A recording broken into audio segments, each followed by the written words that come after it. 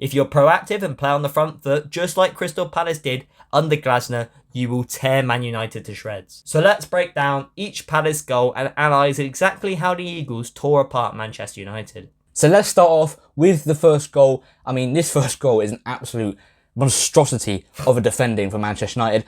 I mean, Casemiro was the main talking point for this goal. He rushed out as a centre-back. I mean, clearly he isn't a centre-back, we know that. And he doesn't have the legs to press, and when he does press and looks to close down a player, he just gets beaten with ease. Yeah, it's dreadful. He got for this dribbled first goal. past 7 times against Crystal Palace. Yes, Elise and Eze are very technical players, and they will tear you apart, but they just skipped past Casemiro with ease, like he was a statue, didn't they? He was dreadful in this situation, but we must start off with Christian Eriksen because his positioning was absolutely awful. He was way too forward and he was way too weak as well when he went to go challenge Elise. He got barged off way too easily. Wan-Bissaka caught in no man's land. He's playing in the left-back role. I get he's not a left-back, but he's literally doing nothing in that position. He's just stood there in space, not marking anybody, not coming out of position.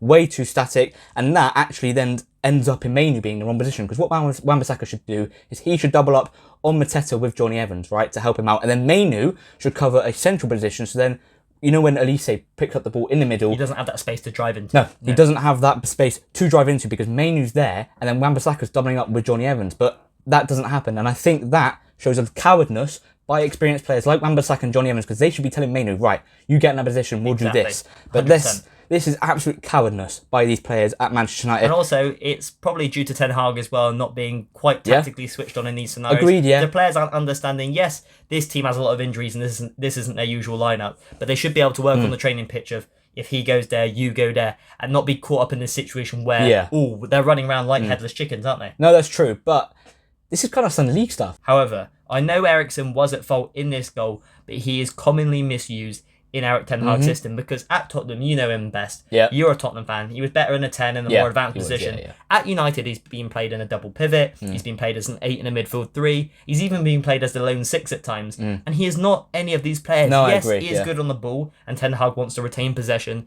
in his style of play and with his philosophy. Yeah. But Eriksen is commonly misused. And maybe in this scenario, playing in a position that he isn't familiar with, like he was when he was playing as a 10 at Tottenham, maybe that contributed to his lack of understanding and lack of positioning, because it was like he was an 18-year-old who's just made his first appearance. He did not know where to be, and that's got to be down to the manager misusing the player and down to the tactics itself. Moving on to the second goal, we see expert intelligence from Mateta. He knows, and Glasner knows, that United leave a lot of space between the midfield and the back line. He drops into it, receives the ball, has the ability to spin and turn and drive at the United back line unmarked. Nobody picks him up. Johnny Evans, he's isolated. He's not a very mobile defender. Mateta skins him, twists him inside out, and blasts the ball past Arnana into the back of the net. What a strike from a player who I've critiqued a lot this season. Heavily. But it is a brilliant bit of play from Palace to identify that United's weakness lies between their midfield and their back line. And swiftly moving on to the third goal, where Walton put a cross in. He was not pressed whatsoever. The Man United players were not quick enough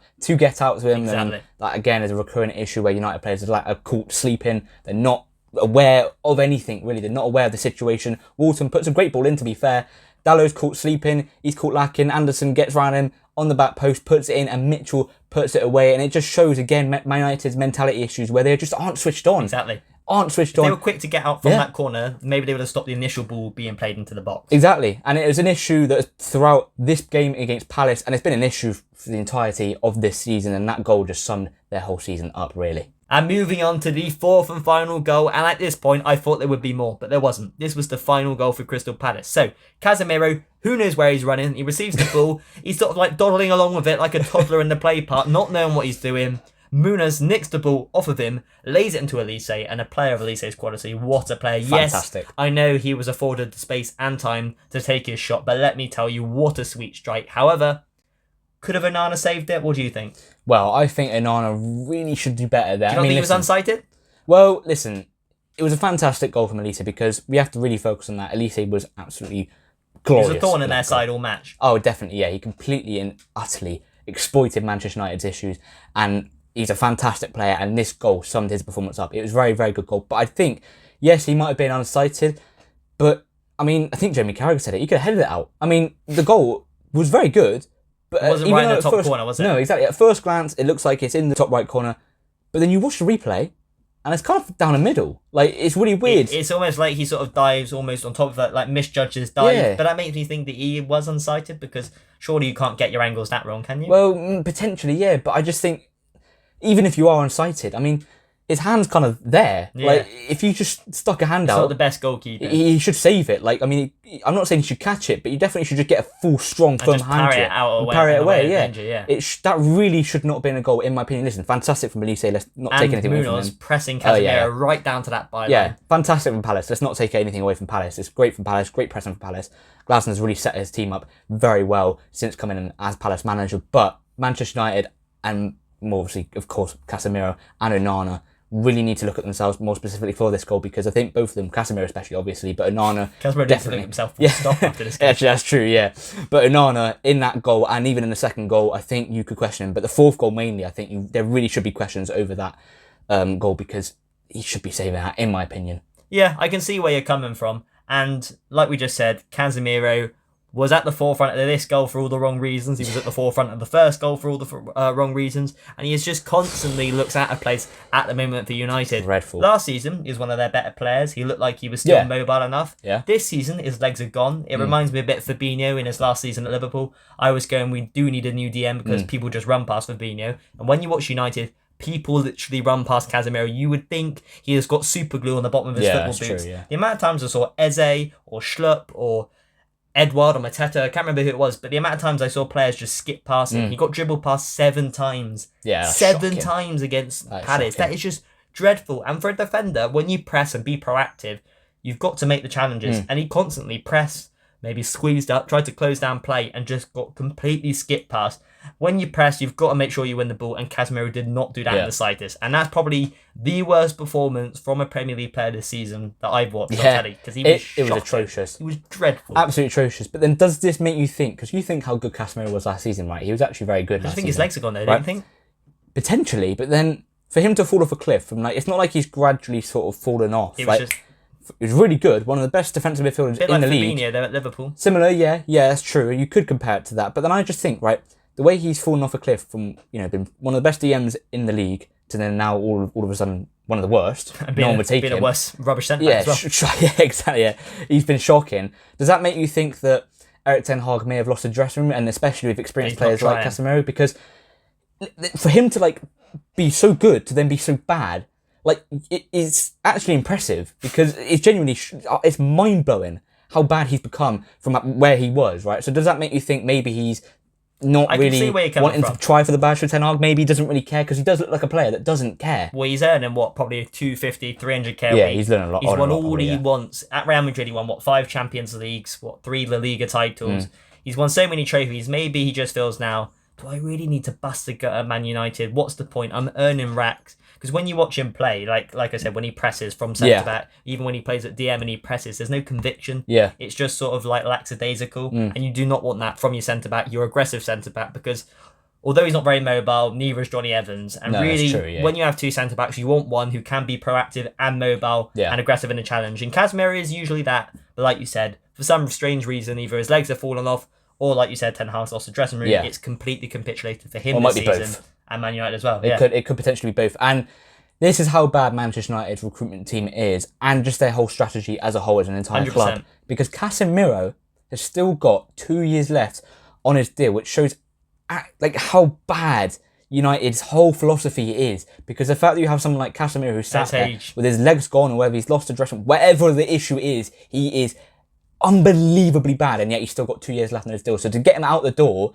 is going to be extremely difficult. 100%. And Casemiro just sort of sums up the entire club. I mean, let me just read you out these stats. 1.75 expected goals for Crystal Palace compared to Manchester United's 0.35. That's shocking. 18 shots for Crystal Palace, 10 on target. Manchester United 7 shots, 2 on target. So Palace have more shots on target than Manchester United even had shots. Which is just Which ridiculous. shows how bad Manchester United were. And Zach's going to go into more detail with some stats, because Manchester United have not just been shocking in this game, but have been shocking all season.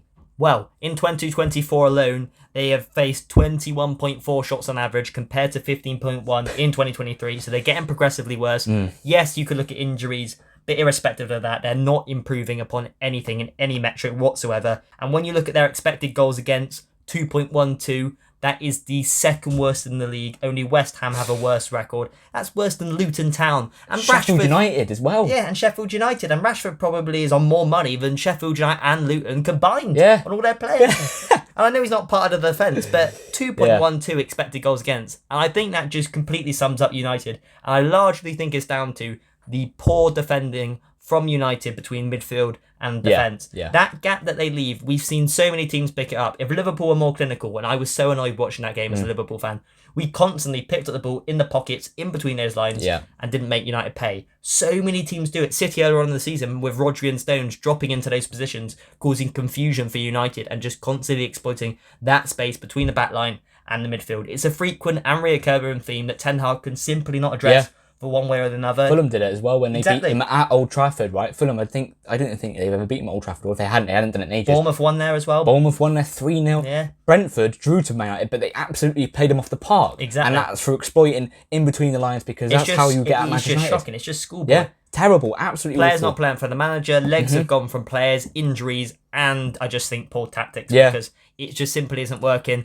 Yes, they don't really have a recognised six anymore, Casemiro. When Casemiro was present in that position and when he was at his best, these problems were sort of shown in less of a light. Yes, they were still there, but they'd be much more exposed this season, even though Mainu has had a pretty good season. I just think it's the players he plays around with, playing Eriksen in a defensive midfield position, Amrabat, Mount, players who don't have a lot of experience in Ten Hag's system, let alone at Manchester United as a whole. So it's just countless problems that just pile on top of each other. Exactly. Comment down below your opinions on Manchester United at the moment. Who should they offload in the summer? Who should they sign? And should Erik ten Hag keep his job beyond this season? Comment down below your opinions. Like and subscribe for more content just like this one. Thanks for watching, and we'll catch you in the next one.